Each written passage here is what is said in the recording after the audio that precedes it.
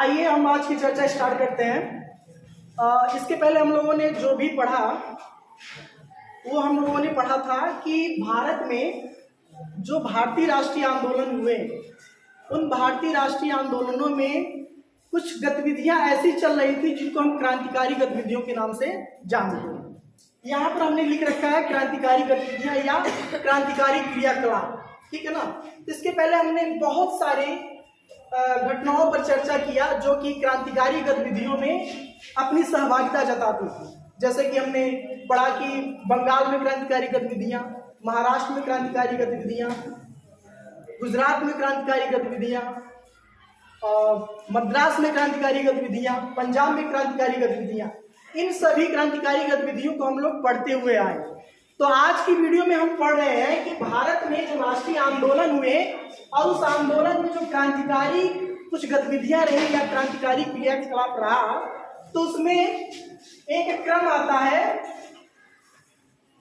जिसका नाम है सुभाष चंद्र बोस और आजाद हिंद फौज। वैसे तो हमें एक बात समझनी होगी कि हम इसमें जो बात करेंगे वो करेंगे सुभाष चंद्र बोस और आजाद हिंद फौज पे, ठीक है ना। लेकिन प्रश्न ये बनता है कि आजाद हिंद फौज का जो आइडिया था, जो विचार था, वो सबसे पहले दिमाग में किसके आया? तो मोहन सिंह एक कैप्टन थे, उनके दिमाग में आया था। उन पे हम चर्चा आज नहीं करेंगे। बेसिक रूप से हमारी जो चर्चा होगी वो सुभाष चंद्र बोस और आजाद हिंद फौज पर, ठीक है ना। तो आपको पता होगा कि सुभाष चंद्र बोस जब 21 वर्ष के थे तो उन्होंने क्या किया था?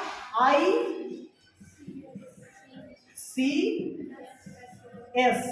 की परीक्षा को क्या कर लिए थे? उत्तीर्ण कर लिए थे। ICS की परीक्षा क्या कर लिए थे? वो उत्तीर्ण कर लिए थे, पास कर लिए थे।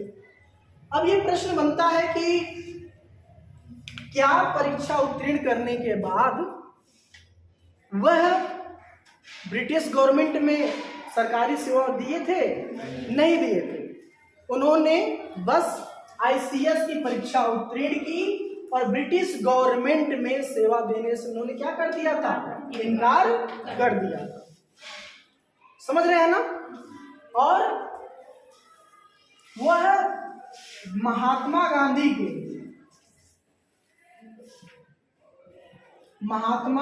के असहयोग आंदोलन में क्या हो गए? हाँ, सक्रिय हो गए। महात्मा गांधी के असहयोग आंदोलन में सक्रिय हो गए। महात्मा गांधी के असहयोग आंदोलन में उन्होंने हिस्सा लिया, ठीक है ना। अब महात्मा गांधी के आंदोलन में हिस्सा लेने के बाद उनको 6 माह के लिए या यूं कह लें कुछ दिनों के लिए जेल भी जाना पड़ा। समझ रहे हैं ना। जेल जाना इसलिए पड़ा क्योंकि उन्होंने महात्मा गांधी के असहयोग आंदोलन में हिस्सा लिया और असहयोग आंदोलन में हिस्सा लेने के नाते उनके साथ साथ तमाम क्रांतिकारी भी हिस्सा लेते रहे असहयोग आंदोलन में। लेकिन हम ये कह सकते हैं कि जो सुभाष चंद्र बोस थे वो इतने सक्रिय हो गए कि जो ब्रिटिश गवर्नमेंट थी, जो ब्रिटिश सरकार थी, उनको अपना एक समय आया प्रबल शत्रु मानने लगी, ठीक है ना। एक तो होता है जानी दुश्मन और एक होता है जानी दोस्त, ठीक है ना। तो जानी दुश्मन का मतलब कि जैसे ही जान वो दुश्मन मिले हम उसकी क्या कर दें? हत्या कर दें, उसका अर्थ ये होता है। लेकिन हम ये कह सकते हैं कि जो ब्रिटिश गवर्नमेंट थी वो सुभाष चंद्र बोस को अपना प्रबल दुश्मन मानने लगी। ऐसी स्थिति पैदा हो गई कि 1940 आते आते ब्रिटिश गवर्नमेंट उनके ऊपर बाज की तरह निगाह लगा करके बैठी थी। उनका ये हाल कर दी थी कि घर से बाहर निकलना क्या हो गया था, मुश्किल हो गया था। यानी कि वो घर में ही, अपने ही घर में कोलकाता में कैद कर लिए गए थे। बात समझ में आ रही है? कोलकाता में उनको क्या कर लिया गया था, कैद कर लिया गया था। अब किसी तरह से कोलकाता से बचते बचाते वो वहां से अपने घर से क्या भाग निकले, मौका पाए, और भागने के बाद पेशावर होते हुए बंगाल से निकले, किसी तरह से झारखंड बिहार का रास्ता अख्तियार करते हुए पेशावर पहुंचे, जो कि पाकिस्तान में है, तो पाकिस्तान तो था नहीं, और उसके बाद काबुल पहुंचे। काबुल, इटली, जर्मनी, ठीक है ना। उनका मुख्य उद्देश्य था शुरू में रूस जाने का, मॉस्को, ठीक है ना, जो कि रूस में पड़ता है। रूस जाने का उनका मुख्य उद्देश्य था, लेकिन वो सबसे पहले किससे मिलना चाहते थे, जर्मनी के हिटलर से। जर्मनी के हिटलर से वो मिलना चाहते थे। अब कहानी ये हुई कि वो किसी तरह से काबुल, इटली, जर्मनी तो पहुंच गए, और उनकी मुलाकात किससे होती है, हिटलर से होती है। समझ रहे हैं बात ना।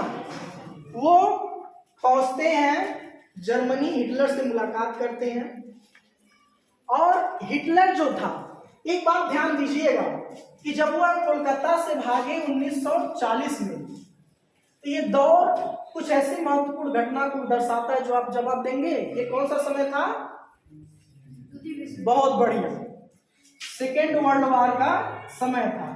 कब शुरू हुआ था, 1939 में। ये समय चल रहा था द्वितीय विश्व युद्ध का। बात समझ में आ रही है? द्वितीय विश्व युद्ध का समय चल रहा था। और एक बात और ध्यान रखिएगा कि द्वितीय विश्व युद्ध में हमने पहले भी चर्चा किया था कि दुनिया दो ग्रुपों में बटी हुई थी, दो समूहों में बटी हुई थी। झगड़ा दो ही लोगों में होता है ना। ये अलग की बात है कि हम फलनवा की तरफ से 10-20 लोग और आ जाए, तो जो दूसरा रहेगा उसकी तरफ से 10-20 लोग और आ जाए। समझ रहे बात ना। तो युद्ध लड़ा जा रहा था ध्रुवों में।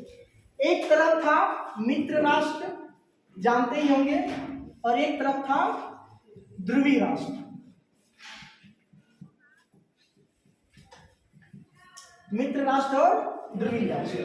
तो एक बात हमको समझना होगा कि ध्रुवीय राष्ट्र की तरफ से कौन कौन से देश थे और मित्र राष्ट्र की तरफ से कौन कौन से देश थे जो द्वितीय विश्व युद्ध में युद्ध कर रहे थे। तो ध्रुवीय राष्ट्रों की हम कुछ महत्वपूर्ण राष्ट्रों की बात करें तो इटली, जर्मनी, बाद में फिर आया जापान, रूस, ये सभी राष्ट्र थे। और इधर आप जानते ही हैं ब्रिटेन, अमेरिका, फ्रांस, ठीक है ना। बस ऐसे ही समझने के लिए कुछ मुझे यहाँ इस टॉपिक को आपको समझाना है। तो अभी हमने सुना कि जर्मनी क्या था, सुभाष चंद्र बोस को पूरी सहायता देने के लिए तैयार हो गया था। क्यों हुआ था? क्योंकि वो किसकी तरफ से लड़ रहा था? इटली, जापान और रूस की तरफ से। और किसके खिलाफ? ब्रिटेन के। अब ब्रिटेन का कब्जा किस पे था? भारत पे था। और भारत का नेता कौन था? नेताजी सुभाष चंद्र बोस। यानी कि नेताजी सुभाष चंद्र बोस जर्मनी के हिटलर के पास गए, उससे सहायता मांगी, किसके खिलाफ लड़ने के लिए? ब्रिटेन के खिलाफ लड़ने के लिए। बात समझ पा रहे हैं ना? कोई दिक्कत किसी को? वो सहायता देने के लिए तैयार इसलिए होता है कि नेताजी सुभाष चंद्र बोस जो अपनी योजना बना रहे हैं, जो अपनी प्लानिंग बता रहे हैं, वह ब्रिटेन के खिलाफ बता रहे हैं। वो पूरी सहायता देने के लिए क्या हो गया? तैयार हो गया।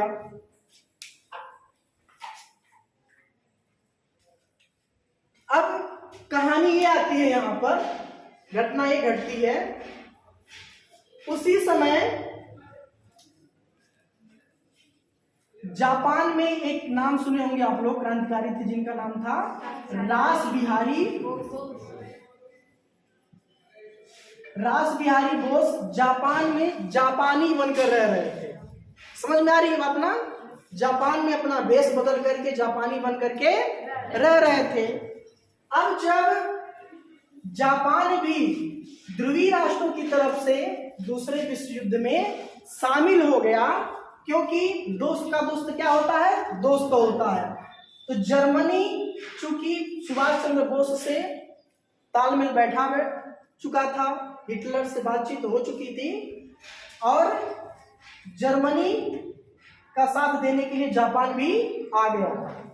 अब रास बिहारी बोस को क्या करना था? छिपना नहीं था, क्योंकि जर्मनी और जापान दोनों क्या थे?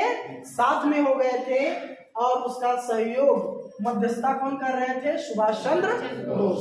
तो ये भी निकल करके सामने आ गए, जो अपना बेस बना करके जापान में रह रहे थे। समझ में बात आई? कोई दिक्कत किसी को? अब मार्च 1942 में रास बिहारी बोस क्या करते हैं? टोक्यो में, कहा? टोक्यो, जापान में, ठीक है ना? या यूं कह ले उसकी राजधानी है, जापान की राजधानी क्या है? टोक्यो। वहां पर वो भारतीय नेताओं का क्या करते हैं? सम्मेलन बुलाते हैं, बैठक बुलाते हैं और ये डिसाइड होता है कि क्या किया जाए? ब्रिटिश गवर्नमेंट से लड़ने के लिए किसका गठन किया जाए? आजाद, बहुत बढ़िया, आजाद हिंद फौज का गठन किया जाए। समझ रहे हैं आप लोग ना? दिक्कत किसी को? तो आजाद हिंद फौज का वहां पर क्या होता है? गठन किया जाता है। कहां पर? टोक्यो में। अब इसमें लगभग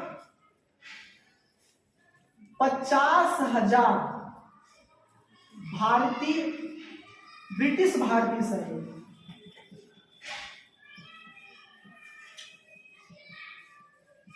अब ये सवाल पैदा होगा कि कहां जर्मनी में या फिर कहें टोक्यो में कहां से 50,000 सैनिक पैदा हो गए? तो आपको एक बात ध्यान रखनी होगी, क्योंकि युद्ध कहां से हो रहा था? ब्रिटेन और जर्मनी।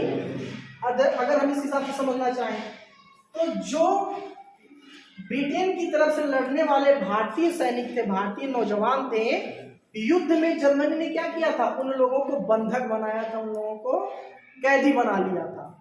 समझ रहे हैं ना? तो जब सुभाष चंद्र बोस से और हिटलर से बातचीत हो गई तो जर्मनी ने क्या किया? उन सभी सैनिकों को रिहा कर दिया। वही ये सैनिक थे जो लगभग 50,000 की संख्या में आजाद हिंद फौज में आने के लिए तैयार हुए। कोई दिक्कत किसी को? कोई डाउट है? बोलो बोलो भाई, जोर से बोलो। नहीं है ना? अच्छा, अब ये तो हुआ, आजाद हिंद फौज का गठन तो हो गया, लेकिन इसका एक उद्देश्य था। उद्देश्य क्या था कि नेताजी सुभाष चंद्र बोस ने कहा कि इस आजाद हिंद फौज का जो उद्देश्य होगा वह उद्देश्य सिर्फ होगा हर साम्राज्यवाद के विरोध। हम इसके अलावा, भारत की स्वतंत्रता के अलावा आजाद हिंद फौज का कहीं भी उपयोग नहीं करेंगे। हमें स्वतंत्रता मिल जाएगी तो हमें आजाद हिंद फौज को आगे नहीं ले जाना। हमारी लड़ाई सिर्फ किसके खिलाफ है? ब्रिटिश के खिलाफ है। समझ में आ रही बात ना? हमारी लड़ाई क्या है? ब्रिटिश के खिलाफ है। अच्छा, अब 1942 में ही रास बिहारी बोस की अध्यक्षता में, इन्हीं की अध्यक्षता में क्या होता है? आजाद हिंद फौज का गठन होता है। आजाद हिंद फौज का गठन होने के बाद, क्योंकि नेताजी सुभाष चंद्र बोस उस समय जर्मनी में थे और इनको भी जापान में आमंत्रित किया गया कि आप भी आइए और इस बैठक में हिस्सा लीजिए जो सेना का गठन हो रहा है। तो चूंकि अध्यक्षता सबसे पहले रास बिहारी बोस ने की थी, जब 1943 में सुभाष चंद्र बोस जब किसी तमाम बाधाओं को पार करते हुए जब वो जापान पहुंचते हैं, तो चूंकि ये जो रास बिहारी बोस थे ना, ये अत्यंत वृद्ध हो चुके थे, बूढ़े हो चुके थे। तो 1943 में आजाद हिंद फौज की जो कमान थी वो किसको सौंप दिया गया? सुभाष चंद्र बोस को सौंप दिया गया। अब आजाद हिंद फौज का जो नेतृत्व था किसके हाथ में आ गया? सुभाष चंद्र बोस के हाथ में आ गया।